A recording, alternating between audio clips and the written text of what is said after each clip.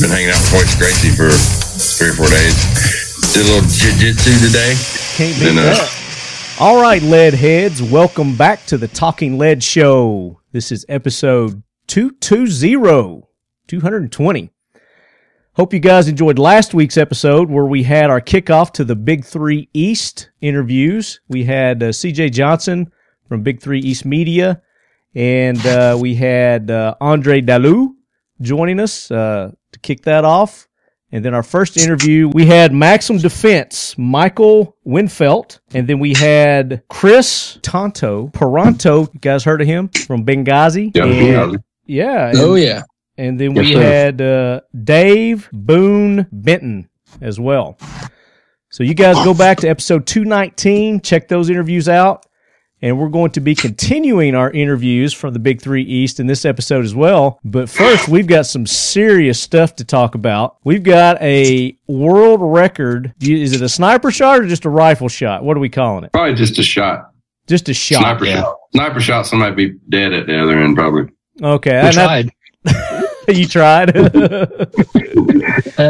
purpose. Very good. It was still a shot that was sub 1 MOA at the distance, though. Right. Yes. And it was, 5,000 yards plus? A little over 5,000 yards? Yes, 5,025.4 yards. What was the previous record? Do you know?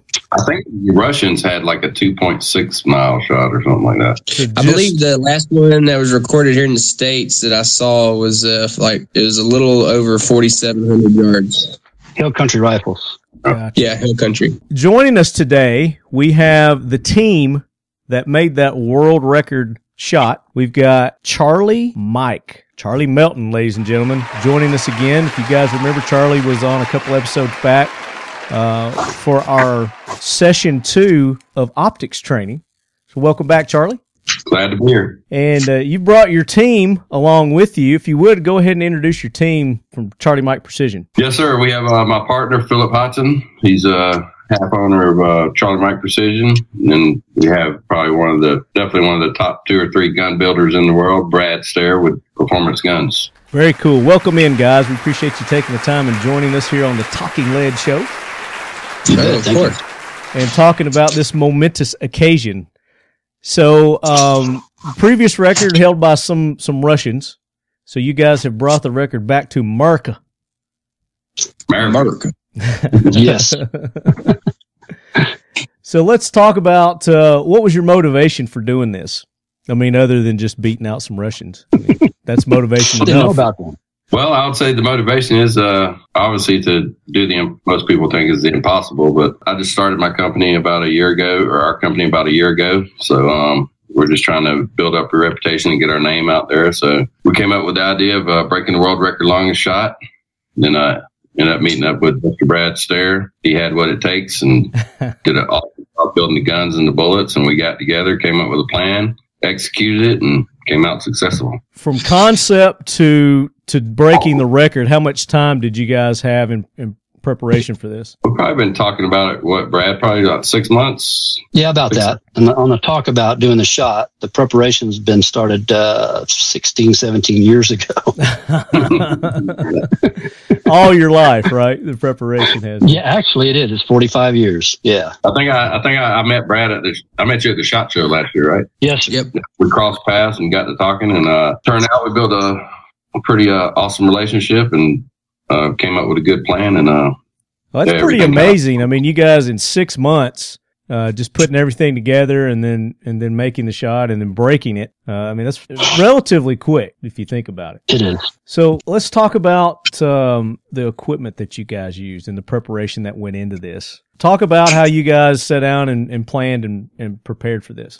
Like I said, we ran into Brad at the SHOT Show last year and started talking about all his capabilities and his guns and ammo and all that stuff. And my goal was, I saw that the longest shot was 4,700, and I was like, I'm pretty sure we can beat that if we put our heads together and put a good team together. And then obviously running into Brad, he was obviously an integral part of the team, probably the most important part. And then, so we commenced to coming up with a plan and put it together, executed it, and then I'll let Brad go into details on the gun building and the bullets. And then the programs used to What was we used multiple programs, ballistics program. So you're using some software to figure out the ballistics and that type of stuff? Yes, sir. To definitely help us get in the ballpark. We used Streetlock Pro, and then what was the other one, Brad? Shooter, and then also Quick Target. Okay. Are these proprietary programs? The shooters just buy the app, and it's incredible. But we're shooting a little further than any of them wanted to take us, so we had to do extrapolating. Right. Yes. We had to improvise. Had to use a little mathematician formula. Bean counting, actually. Yeah, we turned the dial and moved the crosshair down. I think we combined a little math, a little experience, and somebody might throw a little luck in there. A little luck? I doubt that. So the previous record, you said was Russians. What did they use? Do you know the caliber and the rifle? They actually used a similar round. They really did. Different projectile, but a similar round. It was a 408 improved, which mine is, but mine's a real aggressive improvement. Okay, let's talk about that. Let's talk about the round, the delivery system, the rifle that was designed for this shot. Yeah, it was a proof of concept rifle. We are designing Charlie's actual shooting rifle right now. So we wanted to prove the concept. We did it. The bullets, we did try some Chi-Tech rounds early on. I met Doc Taylor when he first came out with it, and I immediately improved it, which he was happy with. And then it's the projectile. The original Chi-Tech projectile wouldn't get there. It was tumbling. So I came up with a new projectile, and it's coming in dead straight and true. So talk about the projectile. It's Chi-Tech improved. It's a 50-degree shoulder and a straightened out case. So I get a lot more out of it. And that sharp shoulder gives us a really, really good burn in the chamber. Mm-hmm. That helps a lot. Less on the barrel.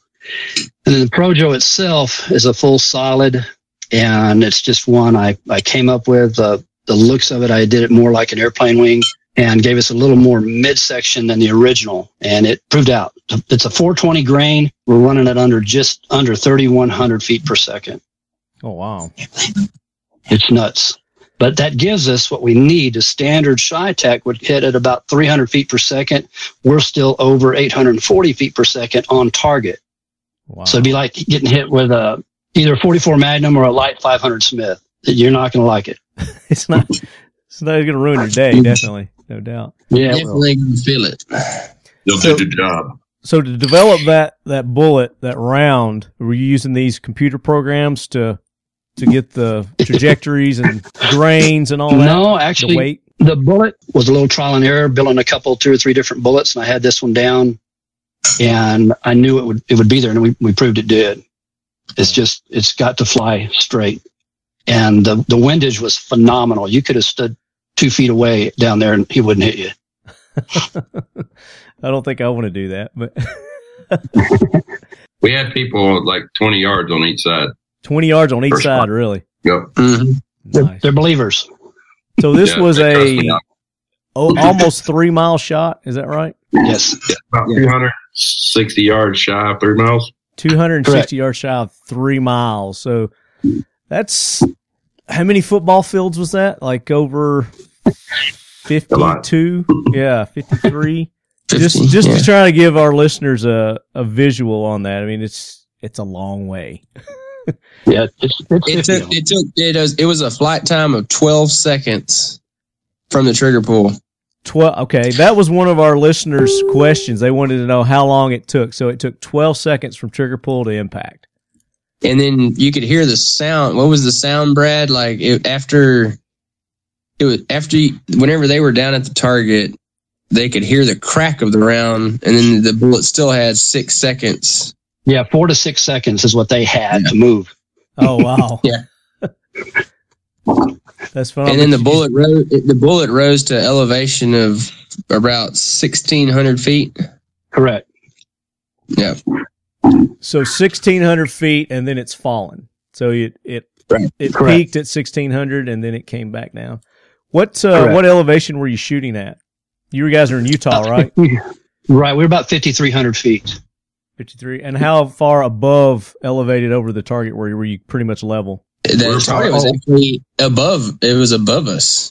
Oh, yeah. We're about Yeah, we had about a 1% grade up to the target. Mm-hmm. Even more impressive. So at that distance, I mean, that's still a lethal shot, right? I mean, with the terminal velocity of that bullet coming down from that. And I think you had a picture of it on the video, right? Yeah, it actually bent it.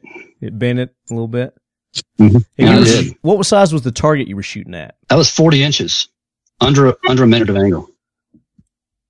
And you got it within. Did you shoot 2 or 3 shots? How many shots did you do?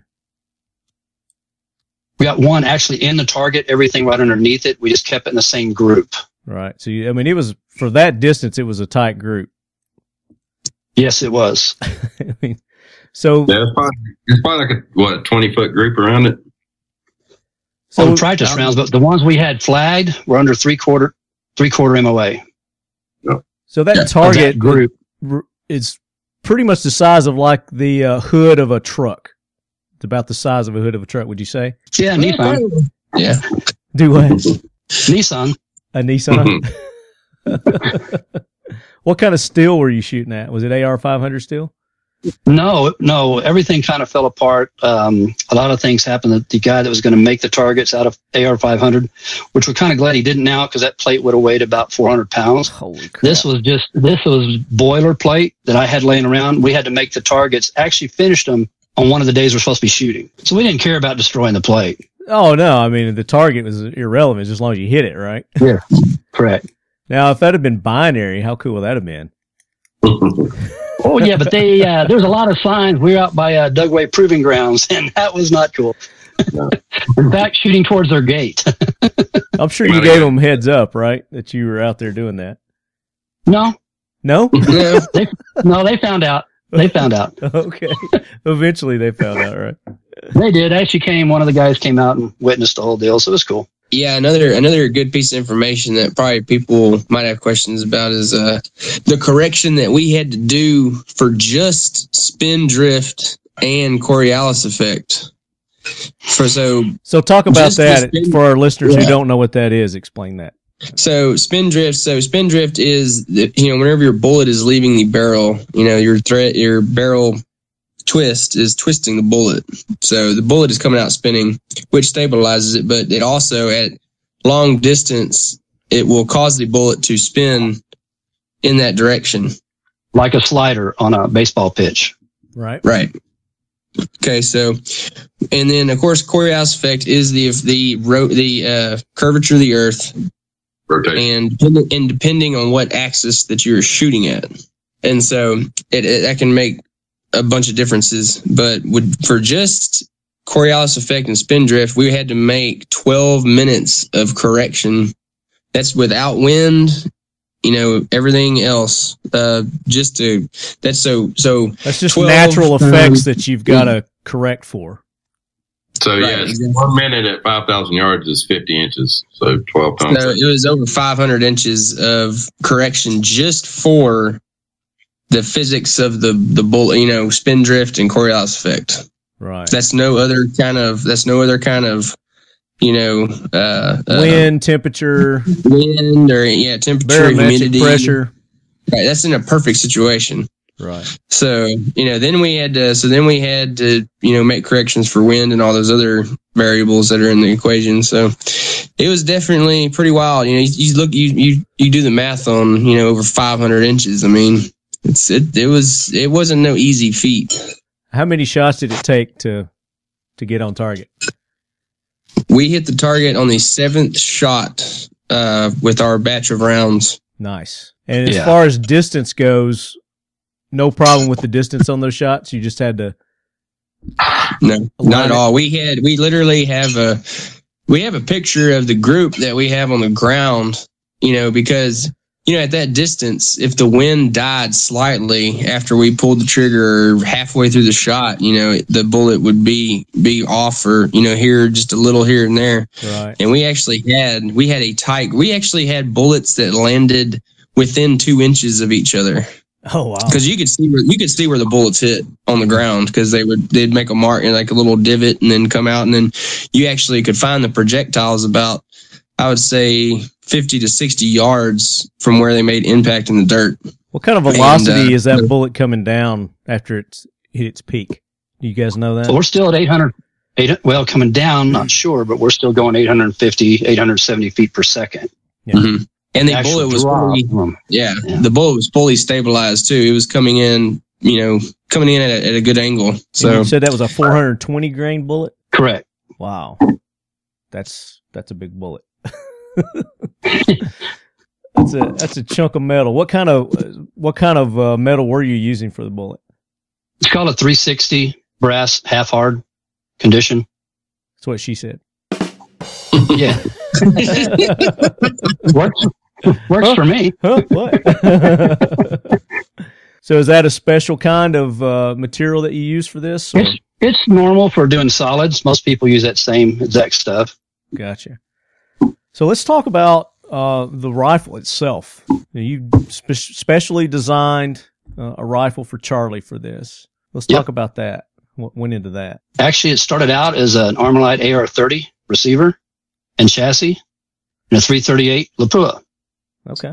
And so we took it from there, opened the bolt face up to fit the 408, and put in a single shot adapter, and took it and did it. We got the Patnor barrel going, and then it's all about just getting everything straight and square and true, and we did, obviously. What length barrel are you using on that? What length? 30-inch.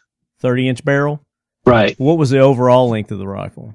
Oh, never measured. Never measured I can do it real quick. I can do it real quick. That's okay. I just, in case somebody asks, I'm sure that, will probably be a question that somebody may ask.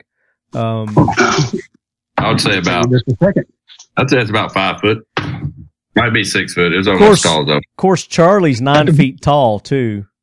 Exactly. He's got Sasquatch arms. No offense, Charlie. I do have a hell of a bow length pull. Only 2 people bow I can pull. Yeah, I'm sure you have to have those custom made, no doubt. So we answered this one. Danny Bronson said, what was the time from shot to impact? You said 12 seconds. Right, 12 and a little bit. 12 and a little bit. Yep, 12 and some change. Like 12 to 14, brother. Was the bullet still at a lethal velocity at impact, obviously? Yes. Yes. It was.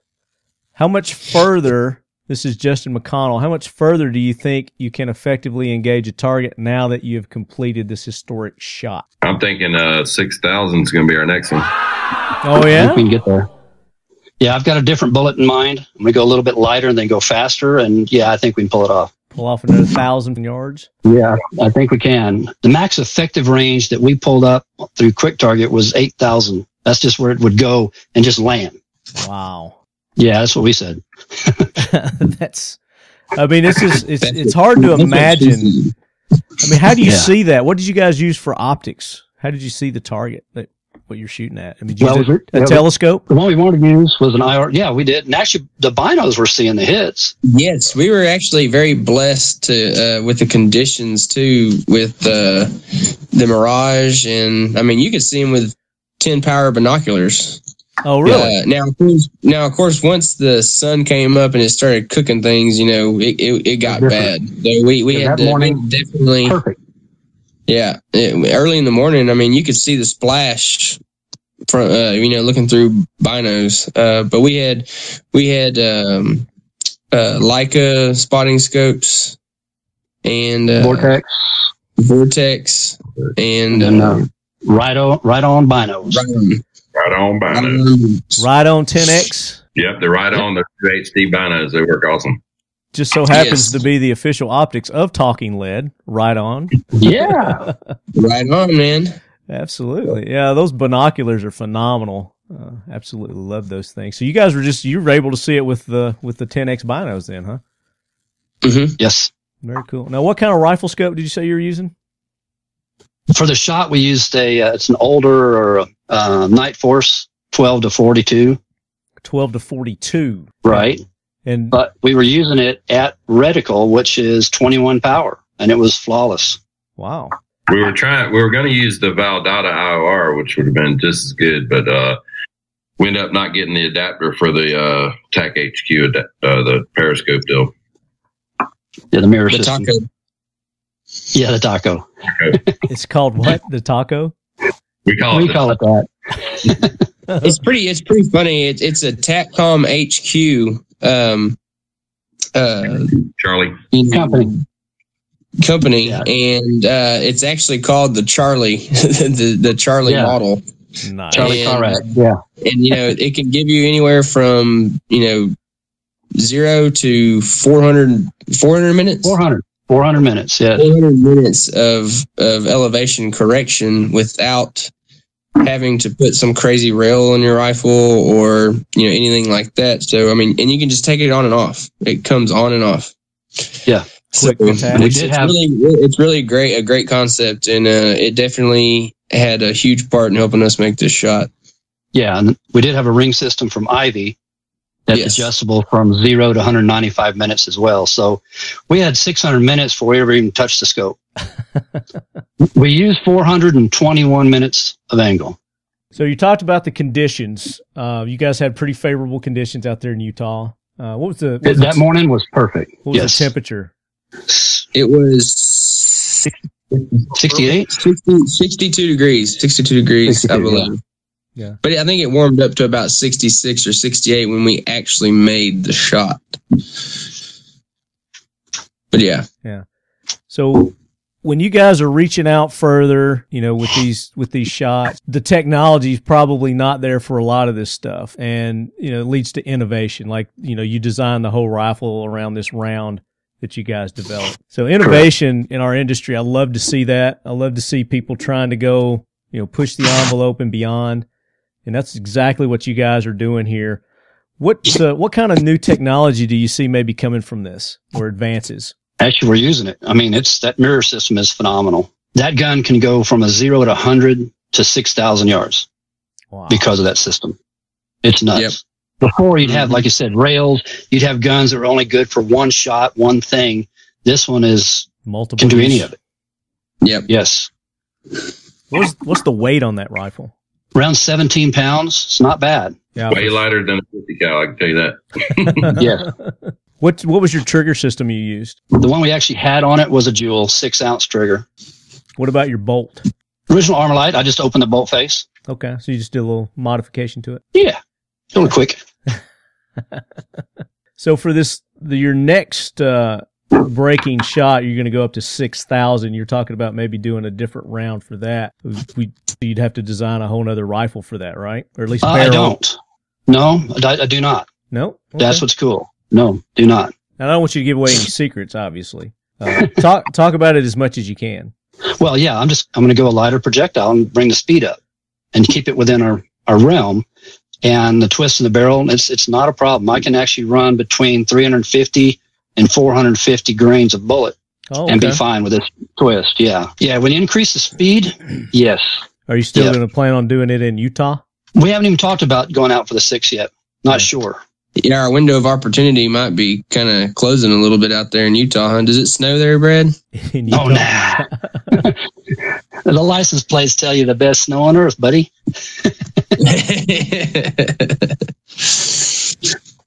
But yeah, it was a great place for us to shoot. We could see splash. You didn't have to worry about vegetation or nothing. So I don't know. We might definitely try to do it out there again. Yeah, it's a good setup. It really was. I just have to ask permission this time. Yeah, we asked permission. Ask for forgiveness, not permission, right? Is it? Well, that's what we did. It seemed to work out, and it's BLM land. We own it. Yeah, right. But we were schooled on that. That's fine. We can get a permit. So, I had another question. What was that? A quack?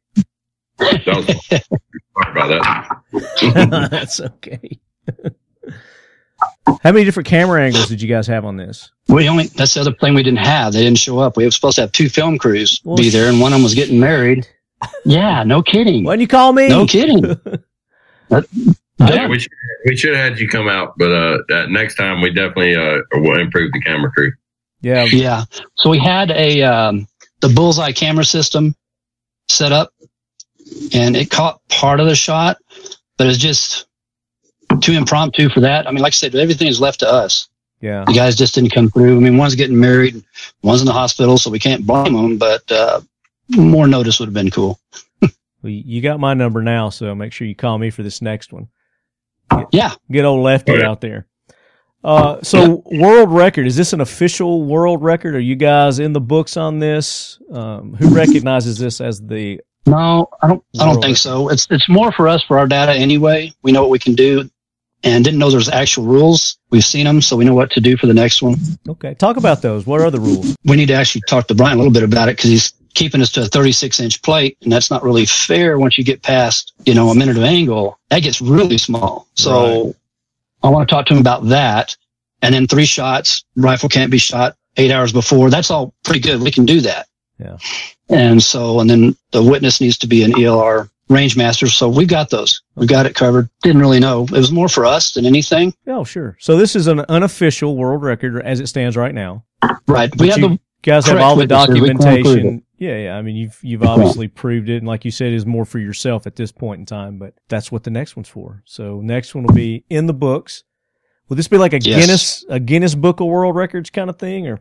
Yeah, we're going to talk to them too. Okay. Yes. We're going to try to have them present if possible. I think in today's time, I think Guinness is kind of becoming obsolete. Well, all the social media and everything. This might wake them up. It might, but I think they're still kind of the official, world record place where people go. And we do. Yeah, that's in progress actually right now. I'll talk to a man that Charlie knows too. Seth has that connection. So before this, what was your favorite round, Brad? Wrong guy to ask. I mean, I've got 240 calibers I've invented. I can do 1,400 different chambers. I got a few pets. I mean, the 22 Tejas is a lot of fun. It's an 80 grain bullet. We killed coyotes at over a mile with it. Wow. So we're going to do something with that too. I've got a 50 Tejas, a 50 BMG. We're talking about, maybe 5 miles with that. We're just talking. We're just talking. So I've got spitballing here. We're just spitballing. Yeah. But what's your favorite of all the things that you've designed? That's like a favorite kid, Everybody's got one. I bet his favorite's the one that hits the target that you're aiming at. That's the favorite. Yes. Right. It changed. Yep. They all do. I've got a lot of sniper rifles I've built for the last 40 years, and guys we can keep typically between 1/4 and 3/8 minute with every rifle we build in any caliber. So the favorite's the one you pick. Now, do you do these? Depends on what job you're trying to do with it. Yeah. Correct. Brad, do you do these for anybody as far as these custom rifles go? I do. And how can they get in touch with you if we got a listener out there that maybe wants something? Through my email is the best way. I don't do a website. I'm in the middle of moving to a bigger shop. Okay. And adding 2 guys and 3 more machines, which will help. Right now, it's just 2 hands. Performance Guns is the name of your company. And, correct. And your email address is? perfguns@gmail.com. PERFGUNS@gmail.com. Correct. Okay. And then on Instagram, it's actually Tejas_rifles. Spell that for people like me who are phonetically challenged. TEJAS_rifles. There you go. Perfect. Charlie, what's your favorite round? He's got a new one. Okay, like I said, it depends on what job you're trying to do. So I have a couple, but my favorite round used to be the 300 Win Mag when I was in service. Well, that was the best one we had. Yeah, I'm a big proponent of the 6.5 Creedmoor right now. I'm very impressed with that round. I actually shot my best group. I was teaching the course up in Salt Lake last week. I shot a 3-inch group at 1,000 yards with it, so I was pretty impressed with it. Is this one that Brad did for you, or is this something different? No, that was my signature gun that Axis and Tactical built. But yeah, I could probably take any of Brad's guns and do that. Now, you were at Big 3 East with me, and there was a company there, WMD Guns, and they had a 6.5 Creedmoor. Did you get a chance to shoot it? I did, and it shot very well. Yeah, it shot nice. I got it to put, probably 20, 30 rounds through it on that second day. Everybody kind of bugged out, so I had the whole range to myself. So I got to take that out, and I got to take Ride-On's 5x25 scope on my 308 out and try it out as well. And we were tinging at 900. I think that was as far as it went, was 900 out there. Yeah, that's as far as they had down there. Yeah, so that was a good time. Enjoyed that. But the 6.5 Creedmoor seems to be kind of the buzz nowadays. Seeing a lot of it was a good idea. I mean, it wasn't supposed to be what it is. That's what's funny. Talking to the guy that invented it, and he just wanted to fit the magazine. You know, took the 260, shortened it, make it fit the magazine. That was it, and it's just home run. Yeah, that's a good all around round. And actually, in next week I'm going up to Nevada, and I'm actually going to shoot a bear at 1,000 yards with it. So we'll see how that works out. Where are you going to do that at? Nevada? Really? Yeah, up in Nevada. Okay. Yeah, we're both going to go shoot a bear. We'll be up there next week. We're going to do a 1,000-yard bear shot with the 6.5. So you got is it a stage, or are you going to find the bear? You're just waiting for one to come at 1,000. We don't leash. So you can go to the tree. It might be further or a little closer. We'll see. We're going to try to get him at 1,000. So we'll see what happens. I got you. And you're going to do that with a bow, right? Yeah, a bow and arrow. Recurve. Exploding arrows. Did that. I've done that. And what are you going to use? 6.5 Creedmoor on that? Yes, sir.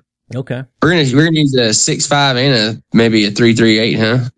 Yeah, we'll probably the Ritter and Stark 3.38 also. We'll probably get a couple. We'll see how it goes. Yeah. Cool. But I guess they're roaming around a lot. The guy that's taking us just shot one the other day, and it was pretty good size. So yeah. So I asked them, Philip, what's your favorite round? You know, I would have to say, I mean, I really do like the 6.5 round, but I'm having Brad.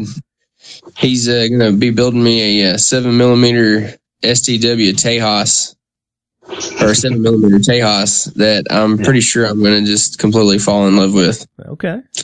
You have to let us know how that goes. Yeah, definitely. We'll probably be doing a review on it and all that good stuff. Very cool. So, do you guys have any more plans to take this the 408 Tejas out? We do. What's your next plans for it? No dates yet. No dates, but you're going to try to reach out a little bit further with it before you go to that next design? I think so. Yeah, we can do it the same day. That's what's nice. Very cool. So Charlie Mike Precision, you guys, so our listeners, if they want to learn how to shoot long range, you guys teach that at Charlie Mike Precision. You offer courses and classes that our lead heads could call you up and schedule a time and learn how to do the precise shooting that you guys are doing, and learn about the rotation of the earth and all that kind of stuff that comes into play when you're shooting those kind of shots, right? Oh, yes, sir. We're definitely we teach courses. We're based out of Texas, but we travel all over the U.S. If you get enough group of people together and want to do a course, we will come to you. And you can go to charliemikeprecision.com, and we have a calendar on there, and everything, or you can call my number on there, and we can set up a course for you. Obviously our main deal is long range, but we also do pistol and carbine courses. Very cool. And when I was talking to CJ, he said that you guys may be down in Florida doing some courses as well. Is that something you guys are going to be working out, possibly? Yeah. Yes, sir. We're working on the flyers for that and everything now. We're looking at probably December 5th through the 8th. We're going to run a long range course down in Daytona at the Big 3 East. That'll be awesome. That'll be a good time. So you guys go check out charliemikeprecision.com. And then you can also find us, of course, on Facebook and Instagram. Facebook, Twitter. Instagram, Twitter. You guys can go to my post on Talking Lead's website as well. I've been tagging these guys. You've got their first video up that they did of the unofficial world's longest rifle shot at, we said 5,029 yards, something like that. 5,025. 5,025. Very cool. Yes. Now, is there somebody on your coattails getting ready to beat that? You got somebody chomping at the bits to come after you? No, I don't think so. We don't know yet, but we're waiting. Because the 4,700 yard shot actually is not even an official shot either. That was posted. The only closest posted or official shot, I believe, was like 45 or 4,300 yards. Yeah, I'm not sure what the definition of official is, but yeah, we're trying to figure that out. But yeah, I don't think anybody's in the Guinness World Book record. Not yet, no. No. Yet. That's the key. Yet. Yeah. Right. Big word. Right. Well, very good, guys. Thank you so much for taking the time. Let me just check one last time, make sure we don't have any more questions from the lead heads. I can go measure the length of that rifle real quick if you want. Okay, yeah, if you don't mind. So we got a smart ass on here that says, that's impressive, but can you do it with iron sights? We can try. You can try. Yeah, I was about to say, you can try. You always have those guys. Always got a smart ass in the bunch. 56 inches long. So the official length, full length from tip to stock is 53 inches long. 56.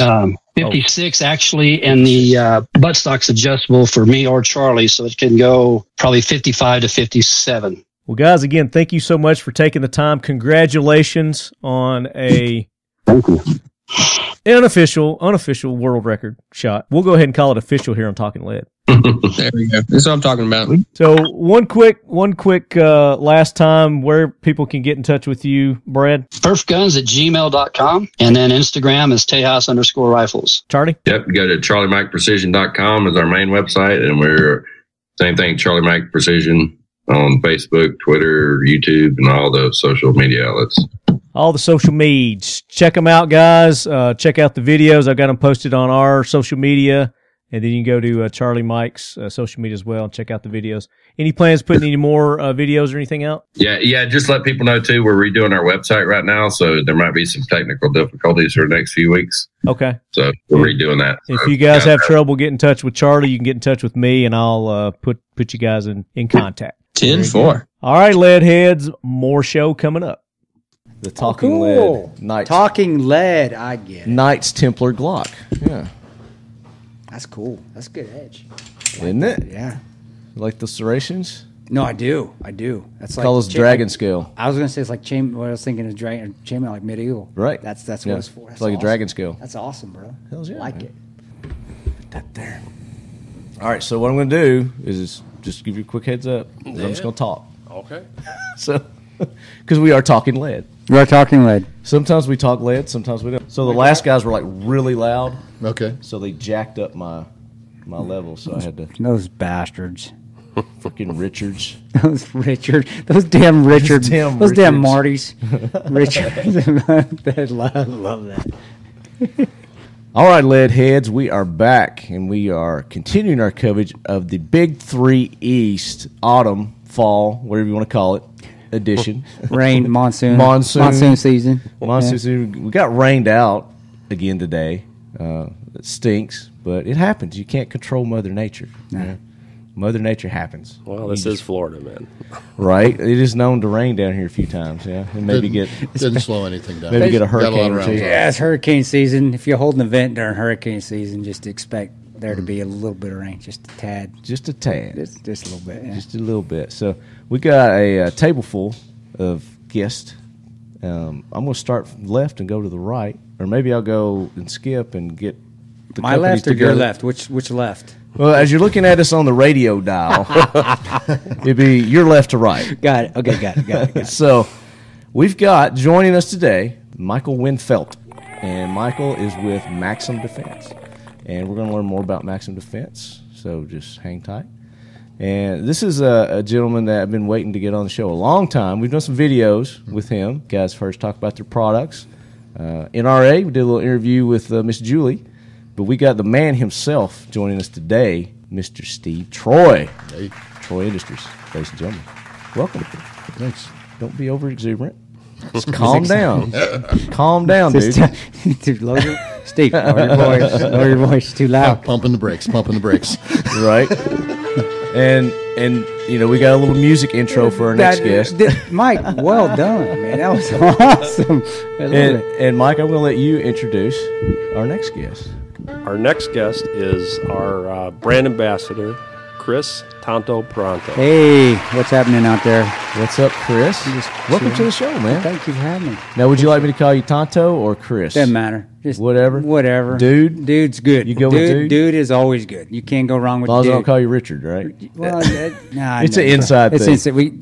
They can't do it on the radio. If you'd seen the interview before, you kind of got the idea what the Richards were about. So you can call me Richard. Just call me Richard. Just call you Richard. Let's just go with it. All right. We'll call you Tonto Richard. Oh, gee. Okay, we'll do that. So Maxim Defense. We're going to learn more about Maxim Defense. We got Steve Troy here. I know Troy. Mr. Troy's got Catch a Plane, right, Julie? His handler is like, yep.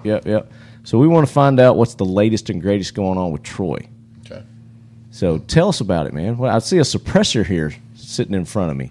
I love it when you bring things for me to show and tell. All right. So what we have is we've got a lot going on. This past year, we've had my service rifle program where we've been doing commemorative rifles that have been donating money back to different special forces organizations and POW MIA organizations. So we launched with the GAU, and we introduced that at the Suntai Raiders reunion, and we presented one GAU to each Suntai Raider present with their element name on it. It was a great event for us. We moved into the XM177 for the E2 for the 50th anniversary of that being issued, and that goes to the Green Beret Foundation, the Special Forces Association, and a couple other special operations organizations. And it's been a great product to get out and a great piece of history. And now we've introduced today here at Big 3 is the 25th anniversary Sof D Carbine, which is an M16 A2 carbine that CAG used in the Mogadishu Battle of Operation Gothic Serpent. Mm-hmm. We work with Kyle Lamb and and a few other operators from CAG to make sure that we hit it exactly on the money as to what it was then in the day. And that's out on the range, and people have been firing it all day with one of the original aim point sights. And it's it'll be unfortunately, I didn't get some hands on with that. Yeah, it shut down a little too quick. Well, you gonna be around tomorrow? Okay, yeah, it's there, and awesome. It shoots very well. It's neat to go old school again after you've been playing with the new stuff. Yeah, and then we work with the Special Operations Command on a lot of different things, and part of the development has been with our SOC C line, which I brought with us to show you if you want to take a look at it. Absolutely, I'm handsy. Let me see this, baby. Yeah, so for the new Special Forces upper receiver group, they're looking at a new thinner rail, new charging handle, and sights. We also did a stock assembly that retrofits on their existing buffer tube that's a little bit easier to use with kit. So that's our Tomahawk stock. We're the first to bring a PDW stock into the American market, and that's kind of the latest iteration of it with a full-length cheek weld. And that's nice. And it collapses down 2.5 inches shorter than an M4, 3.5 on the shorter version with our PDWs. And this Tomahawk that you see here, that's our CQB version, a 10.5. We have a 14.5 inch with the airborne version of that stock, then a 7.5 PDW, which is just the government carbine that we provide. The new charging handle is a gas-directed charging handle, so it redirects gases for suppressed fire. Those are our new SOC C sights, which are ultra-low profile, so you can grab the charging handle with no interference at all. The safety selector is designed for PDW stock, so you can actually access it with the stock collapsed a lot easier. And the hand grip that you've got your hand on is kick forward about 25 degrees and has a storage door for a bore snake and a battery. The rail system, this was co-developed with SF, and it's something that you can get your whole hand around. So if you're running a PEC 15 on top, it's a lot easier to access. They're not concerned with heat as much anymore as it's just being able to get a good hold on the weapon. They wear gloves. The new lock that you see there, it sends the lock across the rail on the sight, so it keeps that low profile in the front, but allows the sight to lock up. The twin chamber muzzle brake is one of two variants. We have a 3-prong flash suppressor. If you put the suppressor on, you just line the tooth on top and turn it. It just zips right on. Okay. Well, I'll do that now. And it does the SOCOM test. Now grab the can and turn it to the right. There you go. Just turn it all the way, and that's it. It's on. Nice. And then it'll survive the torture test and on and off, and no degradation of accuracy. It's a high volume can. We went with a larger OD, but we actually developed that can with the individual carbine program. Troy did the individual carbine program, and we were in the top 7 finalists, and then they killed the program. So not saying that we would have won, but we made it all the way through all the testing that they did. But it allowed us to develop our product line quite a bit, and that led to a lot of developments within the Special Forces carbine here, the SOC C, Special Operations Compatible Carbine, as well as our PDW contract with the government. Very nice. And now, obviously, these will be available to the public as well. Yes. Right? So we have a 14.5-inch version where the flash suppressor is welded in place. We also have the 10.5s as SBRs and 7.5s as SBRs, but predominantly most of them are select fire weapons that we're making for government use. We've got foreign teams that we've been dealing with in Europe that have adopted the PDW and the CQB. They've got 14.5s now that are sample guns. We don't know if they're going to adopt those as well. Yeah. But they've done well in the world market against some. I was going to say, how are they being received overseas? Very well, very well. I think the American-made label still means something overseas, and I think there's a kind of a saturation of the HK product over there, and they're looking for something different. The piston system, though, is still running very strong in Europe, and the French just adopted the 416A5 as a demonstration of that, and we're contending with that. So we've developed a piston and rifle with a high receiver rail that will compete directly against the HK 416, and we're going to be introducing that at SHOT Show as well. Oh, nice. But the gas guns have come back. The SF has decided that a mid-length gas system is what they're going to go to. Pistons are done. And that's the wave of the future, as we've known for years in our community, but now it's actually catching fire and running throughout. We also are seeing a resurgence, again, of the 300 blackout overseas, and we've gotten a lot of requests. It's my favorite round. I love and developed, 300 blackout. it's a great round, especially suppressed.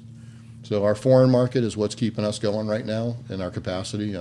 We're 55,000 square feet and 100 employees, and we've got solid business that we're doing in over 30 countries right now with paramilitary forces in government, as well as special operations units, and it's been very good for us. And unfortunately, I've been on the road quite a bit. I've done more traveling in the last year than I've done in previous years, but it's panning out. It's doing really well. There you go. Yeah. Very good. So I want to get back to the sights, the iron sights. Talk a little bit more about those. Those are really nice. Those low profile. So we wanted to minimal. Right, they're minimal sights. We've always been the world leader on folding sights. That's what Troy's mostly known for. So we decided to take a closer look and say, what else can we do in the sight realm? And we decided that we wanted to do something that was absolutely as minimalist as possible, and that's what we came out of it. And we had tied it to our SOC-C program. And it's been great for us. The sights are awesome. We've got 3 different variants of rear sights, including an elevation adjustable one, a locking one, and a non-locking rear. But all the front sights are locking fronts, just because. Are you doing tritium on those? We haven't yet. We've got tritium on the standard Troy sights. We probably do like maybe 5,000 pair a year of tritium. It's not a big seller, but we do it. Yeah. So it's but we'll move into that on that one. Very cool. Yeah. All right. We'll get back to you because I know you probably got some more stuff to talk about. We want to get to Maxim Defense. So tell us about Maxim Defense, what you guys are all about. Well, Maxim Defense came to market just less than 2 years ago with our Maxim CQB stock.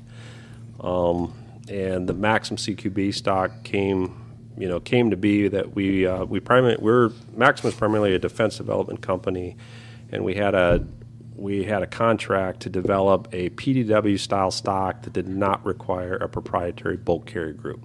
Okay. Because the company we were working with said, they already had a proprietary bolt carrier group, and it also had to function with the HK 416. So that was our original parameters, and we went from a Gen 1 all the way through Gen 5 in the development. And through our process, we do a lot of interviewing with the end users, and a lot of it's solving problems, and so a lot of the designs came from those interviews as far as the importance of a true cheek weld, and we talked to them about how they hate the old MP5s and having to put their faces on those rails, that they hate folding stocks because they're great for transport, but they're awful for operation because you can't keep control of the rifle and deploy the stock at the same time. They wanted the extended cheek welds. They wanted it as light as possible. So they just want, don't they? Well, so bunch of needy people. Dang operators, always so dang needy. Bunch of crybabies. I know, it's terrible, isn't it? But so basically through that process, we developed the stock, and very early on, then we were introduced to Colt and started working with Colt right in the very beginning, and they picked us up as an OEM, and we developed a version of the stock for them, but through them, They did all the military testing, drop testing, metallurgy testing, and so we started shipping the Gen 5, and 4 months later we're shipping the Gen 6 based on those modifications. Nice. And that was quick progress. And that was really the first, public product that we brought to market, and felt that there was a strong need for it because, at the time, it was pretty much just the Troy stock on the market and the NEA from Canada. We worked with originally we worked with JP Rifle and using their silent capture spring technology, but from there we then developed our own buffer and spring technology, and we kind of, as we entered the market, we realized very quickly that one size does not fit all. And so, we ended up developing multiple buffer systems to work with our stock system, and it's really a modular system. And so now we have 7 different buffer systems, 3 different silent capture spring, a standard, a heavy, and a 9mm. And in our buffer and spring, we have standard H1, H2, and then a pistol caliber buffer. We've had to do a lot of proprietary work. Because we did a custom stock for the FBI HRT team, and they had some units they were running that we had to do some proprietary springs and buffers for for the systems they're running. Yeah. We have our stocks on out in LA, and they're running 416s, and they're running our stocks out there. LA. Yeah, so it's so we got a lot of very early adoption on Big Army right now with a number of units, and a lot of units from the special operations. Right. But and how are they received by the military right now? Fantastic. Loving it? We've been in a number of competitions that we've won. Because we mainly built it as a duty stock, and a lot of the ones out on the market are, that another writer basically called them safe queen stocks. That they look pretty, they look good, Yeah. they look great to the guys on the at the range. Snapchat stocks, but they're not built to be actually used in the field. So So we really focused on that. What's it made of? Well, it's all billet aluminum, 70-75 aluminum. Okay. That and then we've tested a lot of different materials as far as the rods are concerned, and we have investment cast buttons that are hardened, and there's a number of things that have gone into making it a very robust stock that's built to take punishment. And what's the weight on it? The basic stock is just under 18 ounces. Okay, that's not bad. So, and we do have a version that has titanium rods that drops another 4 ounces, so you're down to 13 ounces with the titanium rod version. Yeah. And once we got into that, the issues with like folding stocks, like we had a number of units. Well, we want this stock, but we want it on our folders. So that's when our original prototypes, we worked with CZ, and we had a stock we did for them for the 805 Bren. But they asked us to stop on that one because they're bringing in the Bren 2, and then we're also doing one for the Scar. We have our stocks for the MPX and the MCX. Here today that we started shipping those. We have it coming out for the MP5, the AK-47. So our listeners, as you're listening to us talk here, you can go to their website at Maxim, it's MAXIM Defense.com. Yep. And I'm sure you have pictures posted up of your products there that as they're listening to us, they can get a visual, better visual of what's going on here. All right. Yeah. And then now at this show we're launching that. Watching the market space, and the big thing for us is that we focus very much on blue water opportunities where there's holes in the marketplace and we don't have a lot of competition. And one of the things, we got another project that basically was a Mark 18 upper. So, but the specifications were that they wanted an 11-inch barrel, over a 10.3 or 10.5 because they were getting 300 feet per second more velocity out of that half-inch. So that it was very specific. They wanted an 11-inch barrel. But the main thing is that they're running DI, but they were suppressing their Mark 18 uppers, and when they were doing it, they're cyclic rate, throwing it off, so that all of a sudden they're up to 1,000, 1,100 rounds, 1,100 rounds per minute. They're getting all their gas in the face, and and they were trying to use pistons, but pistons cause you solve one problem, create another one. Yeah. So what we're showing here today is our new Mark 18 upper that has our patented true adjustable gas system. So you have the closed, suppressed, standard, and adverse settings, and it's a true dial on the spot. It's basically from our patented piston system reverse engineered down to the DI system now. So now it's a true adjustable gas system. Yeah. But part of the specifications is that you had to be able to take a standard military issue, government issue M4, take it apart, take out the BCG, drop that BCG into it, put it on that M4, and make it run. And so we're demoing that. And that's what you did. You said, "Bam, here you go." There it is. And so now we have our own line of uppers, both in our piston and DI system, coming out in 8.5, 11, 14.5, and 16. And what's the price range on those? We're still finalizing that because we work with FN. We're an OEM manufacturer for them, and they're providing us with the barrels, and we still have got to get your quantities in, yeah. Well, but also that we only have our production prototypes right now, and what it actually costs. But they're going to be around $1,000. When are these going to hit? We'll be shipping them before the end of the year.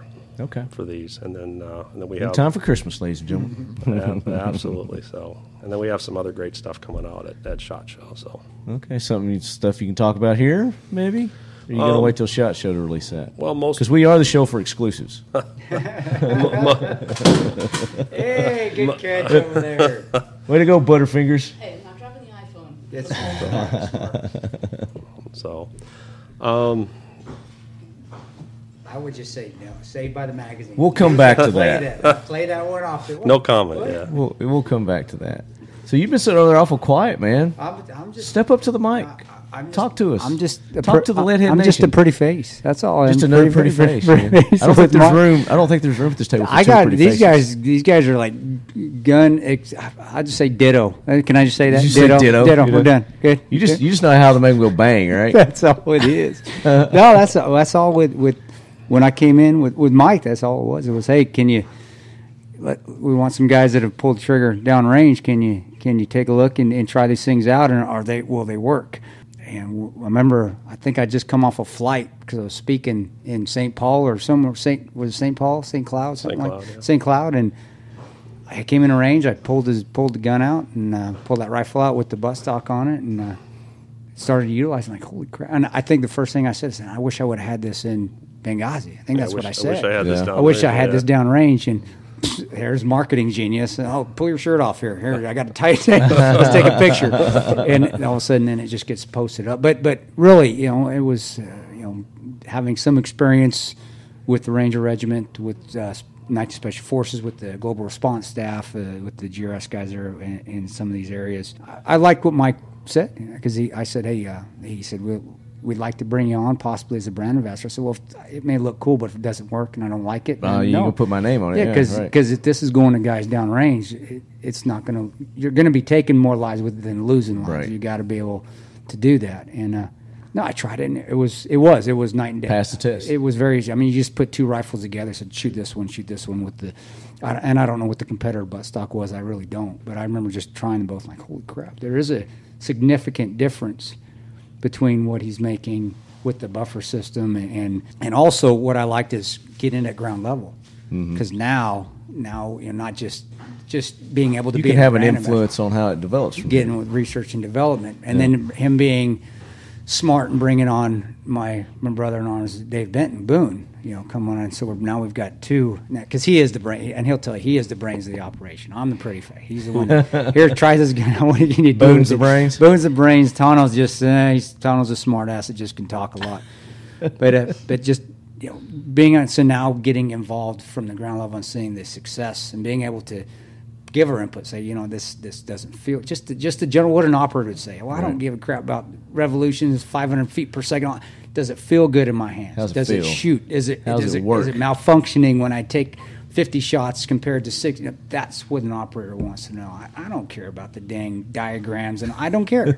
I just want to put it in my hands. If I shoot it 1,000 times, it's going to shoot the 1,000 the first time that I have it. You're like in Days of Thunder. Exactly. Tom Cruise was Cold Trickle. Cold Trickle. We got to talk, all right?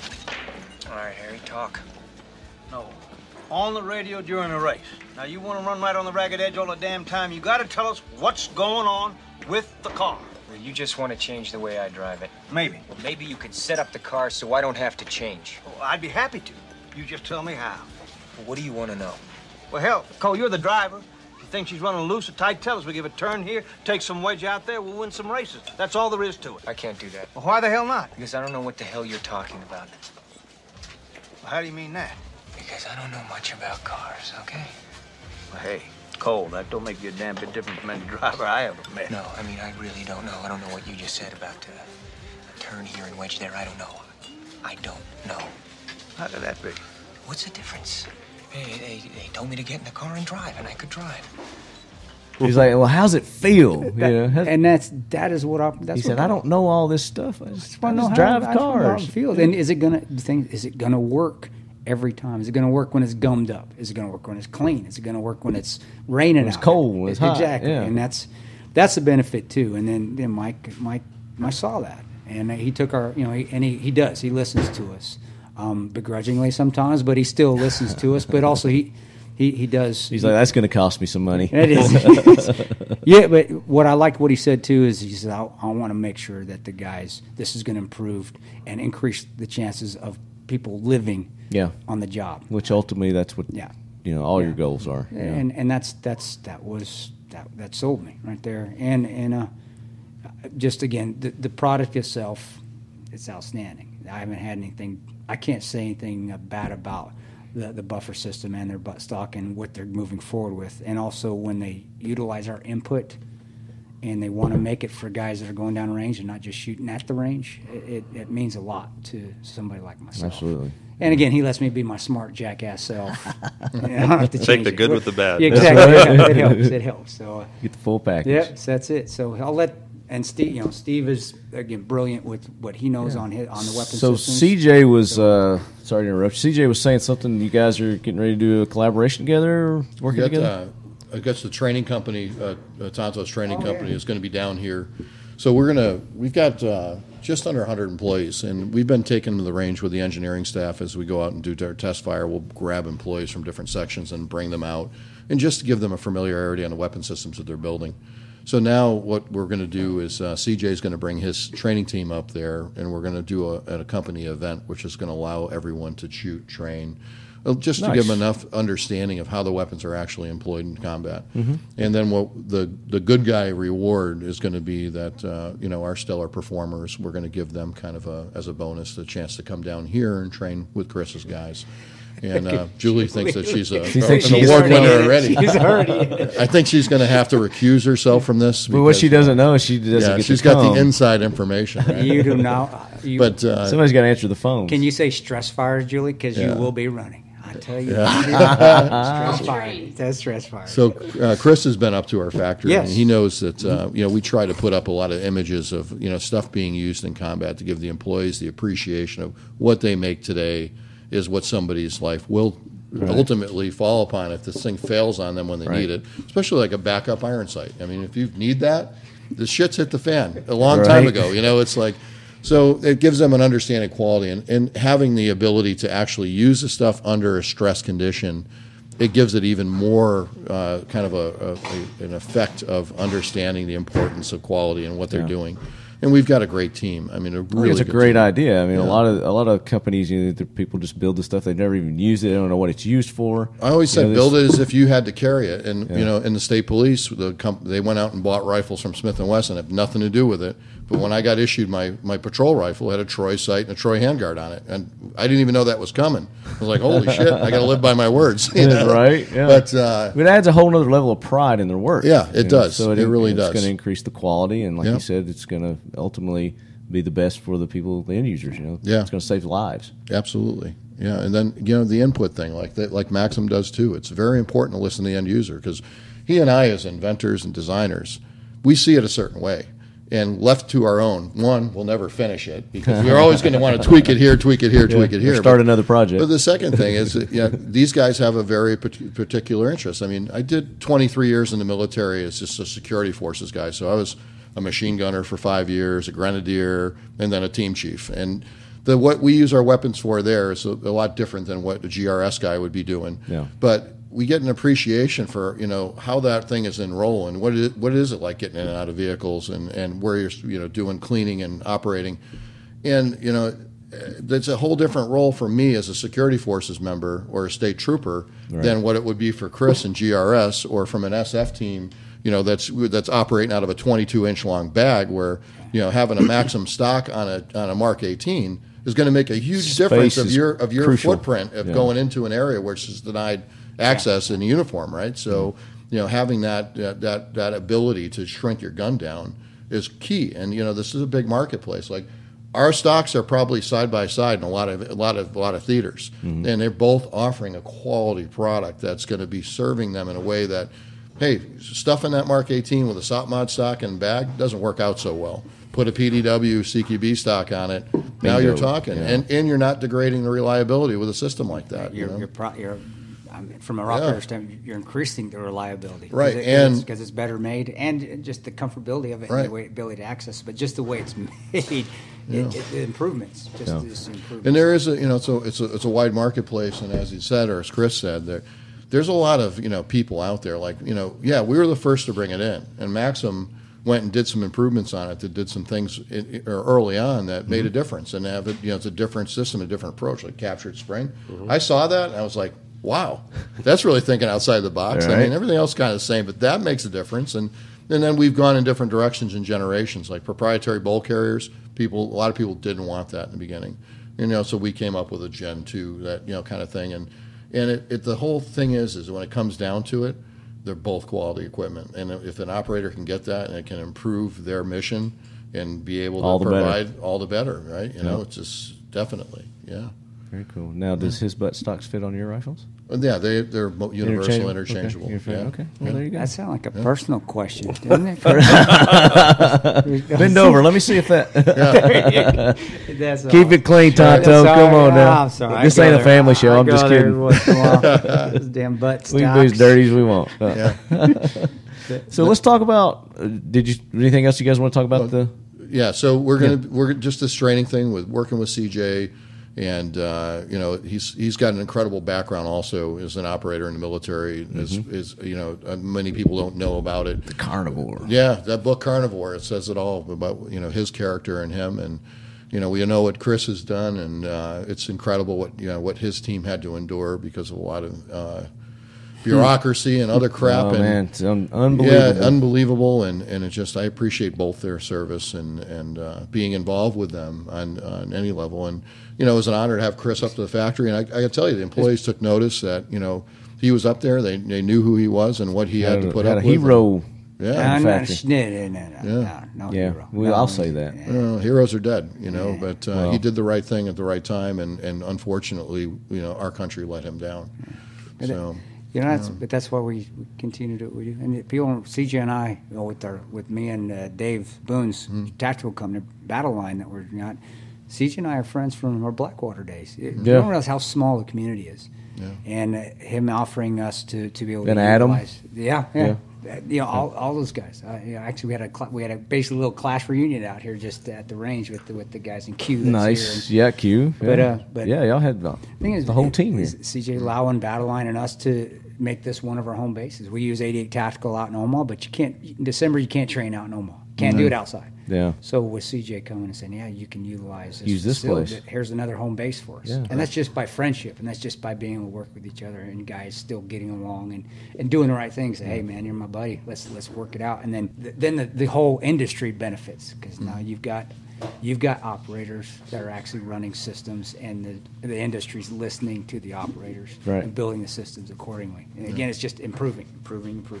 It's awesome. Marty, I got to grab a plane. So, Troy, appreciate you taking the time, Mr. Troy. I know you got to get out of here. Again, real quick, the training that you guys are going to be doing here at the Big Three, you're going to be doing your company training, right? So, Troy's going to be the official sponsor for rifles for Big Three. That's what I wanted to get at. Yeah. Right. So we're going to put our weapon systems down here for training purposes and for the range to use, and that's our part of that. And then as far as my company goes, just to have a familiarity with my employees, I like CJ. I like the program he's got put together, and I think it just makes sense to have him up and to see our facility and also be able to interface with our employees. And then also, as the Kris has got an unbelievable background in program and training, and to have that as a reward for the employees that are my high performers to be able to come down and to be able to interface with him and get some training on it just makes sense. And that's great. We're all about it. That's easy. He just got to say what's the date, and Boone lives here, so this is his home base, and I have no problem leaving Nebraska in the wintertime to come down to here. Florida. Yeah, that's good. It's a good break. No doubt. And it's fun for us. We love training. Yeah. We love seeing people happy, smiling, shooting. I mean, it makes so much confidence. I mean, I can't wait. I can't wait to it's going to be awesome. And for you other lead heads that are out there that have your own companies and employees, it's a good bonding thing too. Yeah. Sure train together. Yeah. Team building. Team building. Hey, another one too. I don't know if you've done this, but paintball. Paintball. It seems simple, but I'm telling you, it's a great outing. It's a great outing. Right. So something to put together. But I do have to run. Marty, thank you very much. Steve Troy, ladies and gentlemen, appreciate it. Check them out at troyindustries.com. See you again, bro. Catch you later. Yeah. Now, you guys, you want to talk more about your training company? Well, Maxim Defense. That is our main partner. Maxim Defense will be, and Mike, of course, not just training with and doing our own thing with Battleline, but having Maxim Defense and utilizing their systems too with what Boone and I will continually carry when you're doing long rifles. We're shooting, but also Mike's got ideas, and I'll let him because he's the idea man. He's got the ideas, but having him and just saying, hey, Kris, Boone, be a part of this. Yeah. But he can tell you about what we've got in the future going on with Battleline and Maxim Defense coming together, and Tanto and Boon staying with Maxim Defense. Okay. Boone, do you want to mic up real quick? We'll wrap this up. Come on. As long as you're standing Not here. really, but I will. Not really, but I will. Stop Don't be shy, Stop dude. talking Come so on. much. Stop talking so much. Can I meet Tonto? You can. Right. You can. Actually, if you want to take this, I'm done talking. You guys got it? No. Everybody good to go? Tano's leaving. Tano has left. All right, the so just go ahead and start talking about the. So, well, Kris and I met when he came to town to do one of his talks, and so I met him and his manager, and we got to talking about what Maxim was and what we were doing, and that's kind of where things started. And then we signed Kris on as our brand ambassador last year, actually this year. So he was there for us at SHOT Show and NRA Show and a number of other things.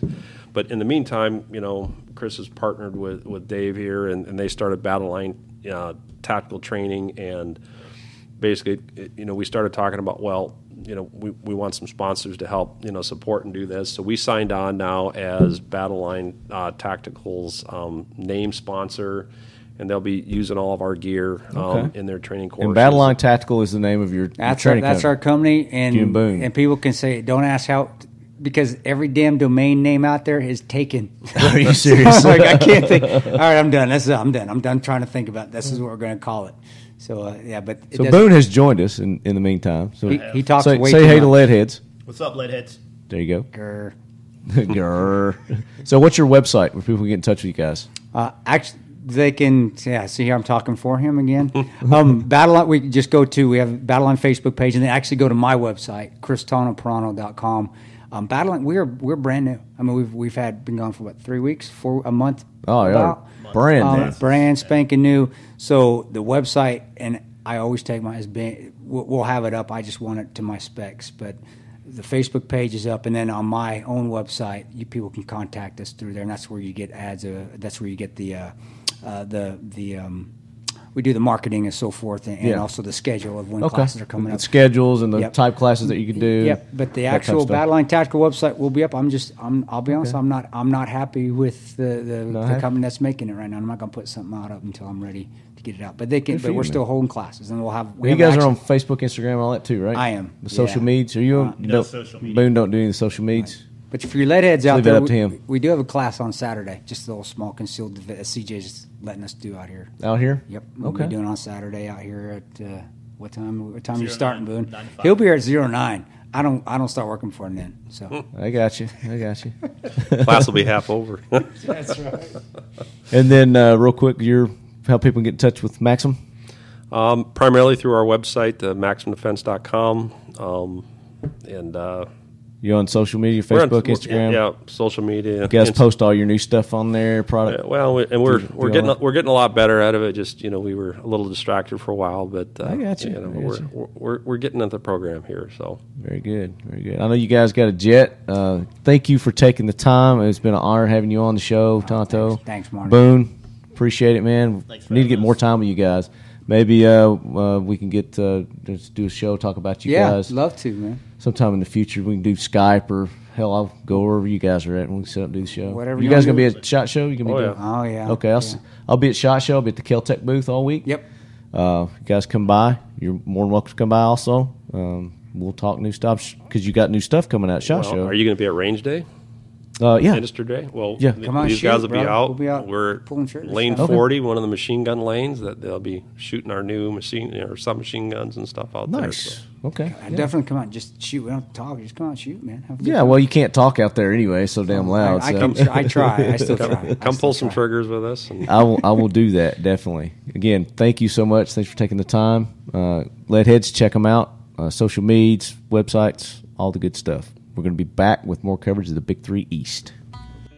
All right, lead heads, that does it for another episode of the Talking Lead Show. We appreciate you guys for tuning in, and make sure you leave us some feedback on those podcasting stations that you're listening to us on, if you're able. I know some of them don't give you the opportunity to do that, but any feedback, ratings that you guys, reviews that you guys can leave us, we greatly appreciate that. Big thanks to all the sponsors of the Talking Lead Show. The official optics of Talking Lead, Right On. Check them out at rightonusa.com. X Steel Targets, the best, most affordable AR500 steel targets on the market today. X Steel Targets. Check them out at xsteeltargets.com. X Steel Targets. Frontier Tactical, makers of the Warlock multi-caliber adapter system. Check them out at frontiertactical.com. Modern Spartan Systems. Optimize your firearms with Modern Spartan's line of oils, grease, cleaning solutions, and they also have products for your vehicles. And if you're into the manufacturing industrial industry, they've got products for your machines as well. Check them out at modernspartansystems.com. Glock, the official carry of Left Hand of Talking Lead, us.glock.com. High Threat Concealment for all your holster, belt, and rig needs. Check out highthreatconcealment.com. 1776 United, the official gear of Talking Lead. You guys can go there and get the Talking Lead t-shirts, and soon the new logo t-shirt, which you guys have been voting on. We've had the voting going on this month. We're going to announce the winner, I do believe, next episode. So if you guys haven't had an opportunity to go and pick your favorite logo of the three, you can go to our website, talkinglead.com, and under logo voting, just click on that, and the three finalists are there. You just click on that. That'll take you to the Survey Monkey and cast your votes. You still got a little bit of time. So we will be back next week, Leadheads, with more coverage from the Big 3 East and a couple of extra surprise guests. So tune in. As always, Leadheads, keep your loved ones close and your firearms closer.